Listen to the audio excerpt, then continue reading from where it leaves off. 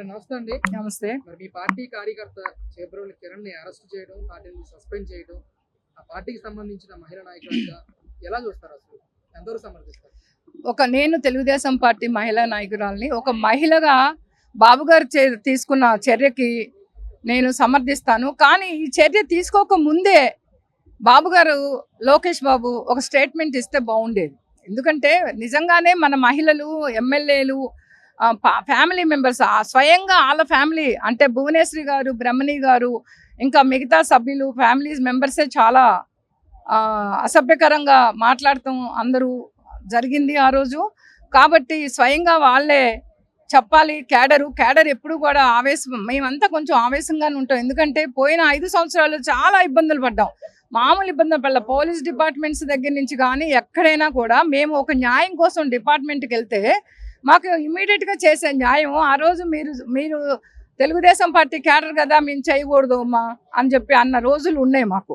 అంటే మా కోసం కాదు, ప్రజల కోసం మేము వెళ్ళాం. ప్రజలకు కూడా మేము న్యాయం చేయలేని పరిస్థితి ఆ రోజు జగన్మోహన్ రెడ్డి కల్పించాడు.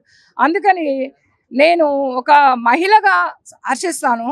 కానీ ఒక ఫ్యామిలీ మెంబర్గా, ఒక నాయకురాలుగా బాబు గారి చర్యని నేను భువనేశ్వరి గారి తరపు నుంచి ఖండిస్తున్నా. ఎందుకంటే yes, she is great of మంచి ఫ్యామిలీలో పుట్టింది, ఒక మంచి వ్యాపారవేత్త, ఒక మంచి సొసైటీలో ఆమె ఒక సర్వీస్ ఆర్గనైజేషన్లో నెంబర్ 1గా ఉన్నారు. మంచి నాలెడ్జ్, హై ఎడ్యుకేషన్స్. అలాంటి ఫ్యామిలీ లేడీస్ని మాట్లాడిన ఎదవలు ఎవరు కూడా వాళ్ళ గేటు కాదు కదా, వాళ్ళ సందులోకి వెళ్ళి నుంచోటానికి అర్హత లేని ఎదవలు, పిచ్చి కుక్కలు. అలాంటి వాళ్ళు మాట్లాడితే ఎవరికైనా నేనైతే చెప్పు తీసుకొని కొడతా.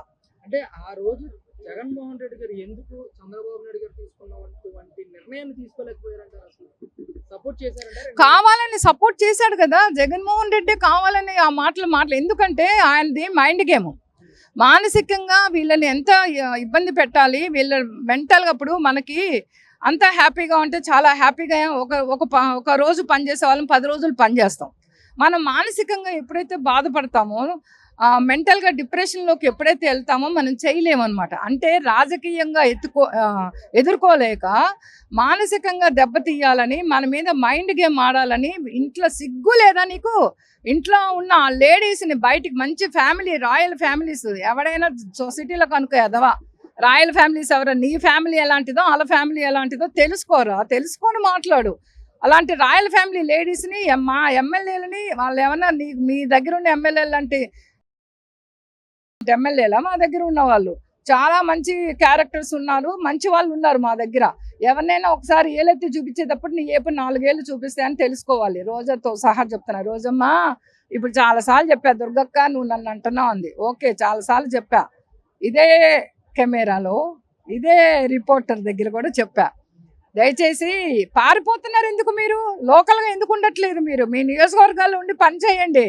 ఇప్పుడు ఎందుకు పారిపోతారు? మేము దమ్ముగా నిలబడ్డాం. ఒక గూండా రాజ్యం వెళ్తున్నప్పుడు, ఒక మాఫియా రాజ్యం వెళ్తున్నప్పుడు, ఒక డ్రగ్స్ డీలర్ రాజ్యం వెళ్తున్నప్పుడు, ఒక లిక్కర్ డీలర్ రాజ్యం వెళ్తున్నప్పుడు, ఒక మహిళకి సపోర్ట్ చేయకుండా మహిళని రోడ్డు మీద పెట్టే నాయకుడు రాజ్యం వెళ్తున్నప్పుడు ధైర్యంగా నిలబడ్డాం. మా నియోజకవర్గాల్లో మా మహిళలు ఎవ్వరూ కూడా ఊర్లో నుంచి పారిపోలేదు, ఎక్కడికి వెళ్ళలేదు. వాళ్ళ నియోజకవర్గాల్లోనే ఉండి పనిచేశారు.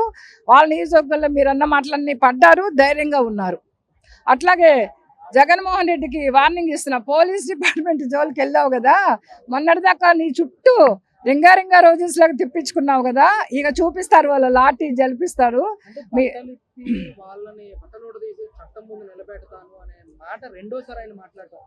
డిపార్ట్మెంట్ లో మహిళా అధికారులు కూడా ఉంటారు కదా, తప్పకుండా ఆలోచించకుండా ఎలా మాట్లాడారంటారు? వాడికి అసలు వల్గరమ్మా, వాడి మనిషి అయితే కదా మాట్లాడకూడదు అంటానికి. అసలు పోలీస్ డిపార్ట్మెంట్ ఏం చేస్తుందమ్మా? డిఐజీ గారు, నేను డైరెక్ట్ అడుగుతాను, డిఐజీ గారు ఏం చేస్తున్నారు? అలా లేడీస్ ఏం చేస్తున్నారు?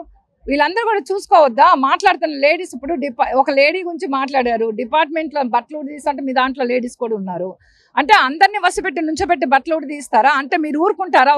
మీ డిపార్ట్మెంట్ హెడ్గా డిఐజీ గారికి నేను విజ్ఞప్తి చేస్తున్నా, మీ డిపార్ట్మెంట్ హెడ్ మీరేం చర్య తీసుకుంటున్నారు? జగన్మోహన్ రెడ్డి మీద. ఎవడో వచ్చి మాలాంటి వాళ్ళు ఎవరో వచ్చి కేసు పెడితే కానీ అది కేసు తీసుకోరు. అది కూడా ఏం తీసుకుంటారు? మీరు ఈరోజు కేసు పుట్టాన్ చేసి వెళ్ళి అరెస్ట్ చేయలేరు, వాడు ఎస్కేప్ అవుతాడు. వాడు ఎస్కేప్ అయ్యేదాకా పోలీస్ డిపార్ట్మెంట్ వెయిట్ చేస్తుంది అనమాట.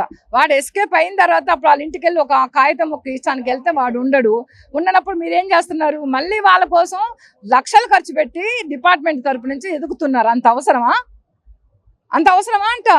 మీకు ఆల్రెడీ రిపోర్ట్ ఉంది, మీ దగ్గరికి వస్తుంది, అది మీకు ఇంటెలిజెన్స్ ఉంటుంది, వాళ్ళు చెప్తారు మనకి ఈ రిపోర్ట్ వస్తుంది, ఈ కంప్లైంట్ వస్తుందని. అప్పుడు ఇమీడియట్గా మీరు ఎందుకని వాళ్ళ చుట్టూ వల వేసి పట్టి ఉంచట్లేదు? నిన్నగాక మొన్న కాకాని వెళ్ళిపోయాడు అంటారు, ఇవాళ ఇంకొక నాయకుడు వెళ్ళిపోయాడు అంటారు. ఏంటిది? ఇదేదో గేమ్ లాగా ఉంది, తమాషాగా ఉంది చూస్తుంటే మాకే.